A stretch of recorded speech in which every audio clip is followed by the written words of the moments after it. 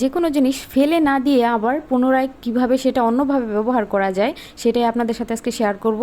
আমার আগে আগে থেকে রয়ে যাওয়া আলু ভাজি এবং নরম হয়ে যাওয়া চানাচুর কিভাবে আমি খেলাম সেটাই আজকে সবার সাথে শেয়ার করব। তার আগে দেখিয়ে নিচ্ছি যে সকালে আমি কি নাস্তা বানিয়েছিলাম। এই তো মিষ্টি কুমড়ার ভর্তা বানিয়েছি আজকে কাঁচামরিচ সিদ্ধ দিয়ে, কাঁচামরিচ পেঁয়াজ আর খাঁটি সরিষার তেল দিয়ে আমি বানিয়েছি সকালবেলার জন্য মিষ্টি কুমড়ার ভর্তা।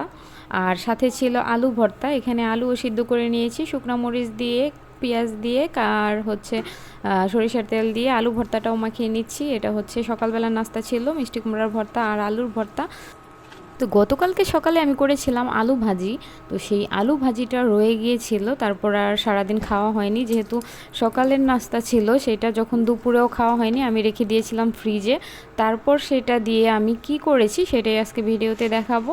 তো সবাই সম্পূর্ণ ভিডিওটি দেখবেন, সাথেই থাকবেন, আশা করি ভালো লাগবে।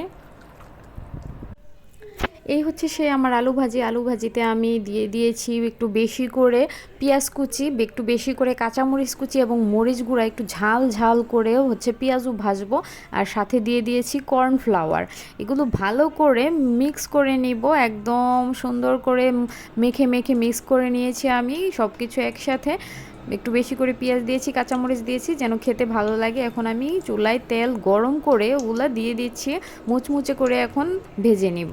যেহেতু আগের দিনের আলু ভাজিটা আমি ফ্রিজে রেখে দিয়েছিলাম, যদি এটাতে বেশি ঝাল পেঁয়াজ মশলা একটু যে বেশি বেশি না দিই তাহলে খেতে ভালো লাগবে না, তাই সব কিছুই আমি একটু বেশি বেশি চড়া চড়া দিয়েছি যাতে খেতে ভালো লাগে। আর মুচমুচে করে ভেজেও নেব যেন আরও টেস্ট হয়। আমি সব কিছুই চেষ্টা করি, সকালে একটা জিনিস রান্না করলাম সেটা যদি বেশি হয়ে গেল, খাওয়া না হলো, তখন আমি এভাবেই চেষ্টা করি সব সময় অন্য একটা কিছু বানিয়ে ফেলতে, যেন ওইটা নষ্ট না হয়, ফেলে দিতে না হয়। এই তো দেখছেন একদম লাল লাল করে মুচমুচে করে ভেজে নিয়েছি, আর এটা কিন্তু খেতে অসাধারণ হয়েছিল।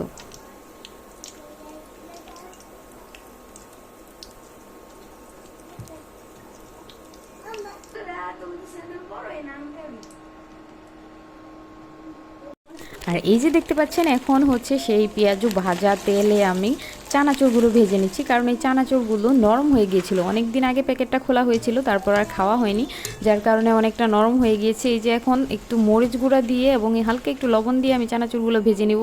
এই চানাচুরটা যে কী পরিমাণ টেস্ট হয় এটা আপনি যদি না খান তাহলে বলতে পারবেন না, শুধু আপনি খেলেই বলতে পারবেন, শুধু আমার মুখের কথায় না। চানাচুর নরম হয়ে গেলে বা এমনিতেও যে কোনো চানাচুর আপনার মুখে ভালো লাগছে না, সেই চানাচুরটা যদি একটু হালকা মরিচ সাথে পেঁয়াজ কাঁচামরিচও দিতে পারেন এবং মরিচ গুঁড়া এবং হালকা লবণ দিয়ে যদি চানাচুরটা ভেজে খান তাহলে অসাধারণ টেস্ট হয় সেটা খেতে।